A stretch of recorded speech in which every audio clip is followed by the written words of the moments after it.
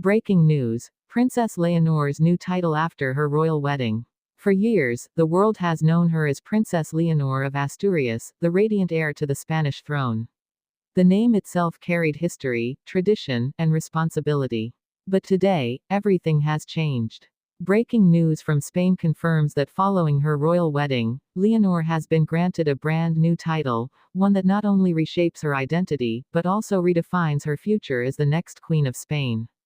And while many expected this moment, no one predicted the emotional reactions, the political undertones, and the controversies that followed. Because this new title is not just ceremonial. It is a message, a declaration, and perhaps, a warning of the monarchy's direction in the years to come. So, what exactly is this new title? What does it mean for Leonor, for her husband, and for the Spanish monarchy? To understand, we must go back to the roots of royal tradition, to the titles passed down from generation to generation, and to the powerful symbolism hidden behind each name. Only then can we see why this announcement has Spain, and the world, buzzing with emotion and speculation. Traditionally, the heir to the Spanish throne is known as the Princess of Asturias, echoing the ancient kingdom that laid the foundation of Spain. It is a title steeped in loyalty and history. But marriage in royalty always reshuffles the cards. A wedding does not just unite two people, it unites dynasties, cultures, and in this case, it shifts the delicate balance of Spain's royal identity. Leonor's new title reflects that shift. It carries echoes of the past, but also signals a future Spain must prepare for.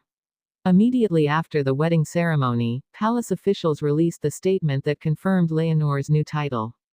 The announcement was made with grandeur, accompanied by solemn words, yet it was the emotion in the air that caught everyone's attention.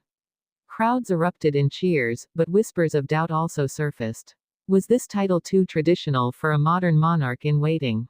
Or was it a careful strategy to anchor Leonor's reign in timeless symbolism? The answer lies in the fine balance the monarchy has always had to walk. On one hand, Leonor is Spain's future, young, modern, relatable to her generation. On the other, she must embody the centuries-old traditions of Spanish royalty. Her new title is meant to bridge those two worlds. But does it succeed? Or does it risk alienating one side in the process? Consider the history of Spain's royal titles. Each one carries a weight that transcends formality. For example, the Princess of Girona title connects the heir to Catalonia, a region historically torn between loyalty to the crown and a strong sense of independence. Likewise, the title of Princess of Viana ties the heir to Navarre, evoking centuries of cultural and political history. Leonor's new title builds on this lineage. But unlike the rest, this one comes after her wedding, meaning it now involves not just her heritage, but the man she has chosen to stand beside her. And that is where the controversy begins. Some celebrate the title as a symbol of love, unity, and continuity, proof that Leonor and her husband are stepping into their role not just as a royal couple, but as a team representing the nation's future. Others, however, see it as problematic. They argue that tying Leonor's royal identity to her marriage risks overshadowing her independence as heir to the crown. After all, Spain's monarchy has worked hard to modernize its image, especially in the shadow of past scandals. To critics, this title feels like a step backward, anchoring her too closely to old traditions that Spain's youth no longer resonate with. But let's not forget the emotional dimension. The ceremony announcing her new title was not just political, it was deeply personal. Leonor, standing beside her husband, radiated both pride and nervousness. The weight of history pressed down on her, yet she stood tall, her voice steady as she accepted the honor. For her parents, King Felipe and Queen Letizia, this moment was one of triumph and tension. As a father, Felipe beamed with pride, knowing his daughter had crossed into a new chapter of responsibility. As a king, he knew the debates this would stir among political factions and the Spanish public. For Letizia, it was more intimate.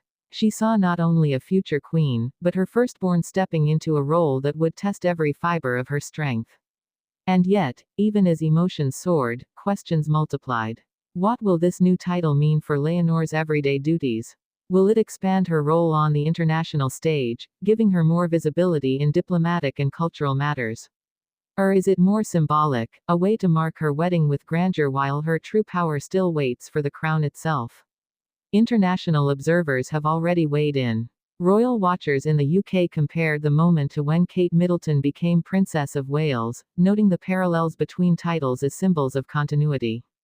Danish commentators, still glowing from Leonor's connection to Prince Christian, saw the announcement as a clever move to bind Spain's monarchy more tightly to Europe's interconnected royal families. American media, meanwhile, focused less on the tradition and more on the glamour, hailing Leonor as the world's most modern future queen, but warning of the pressures that come with every added title.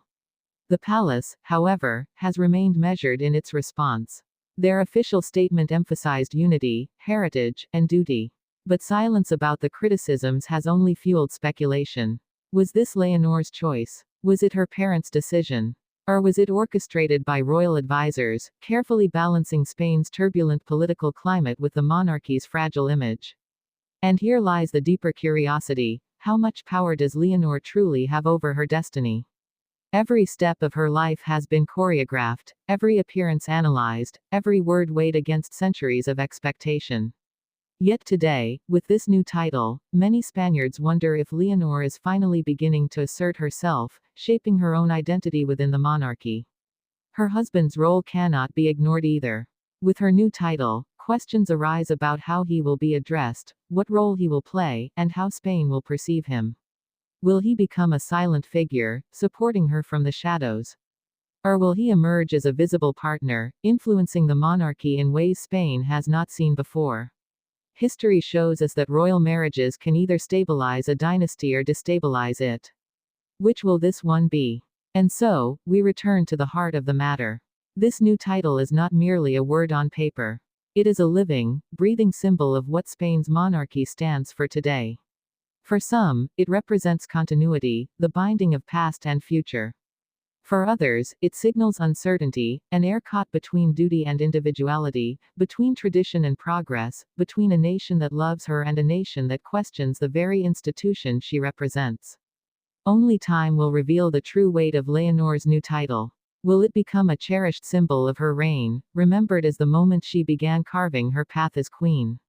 Or will it fade into history as just another ceremonial detail in a monarchy struggling to adapt?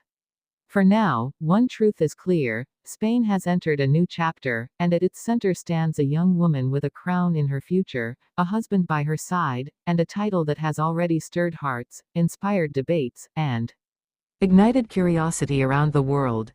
And that is why today's breaking news matters so deeply, because it is not just about a princess receiving a new title. It is about the meaning behind it, the hope it carries, the challenges it invites, and the story it begins to write in the long history of Spain's monarchy.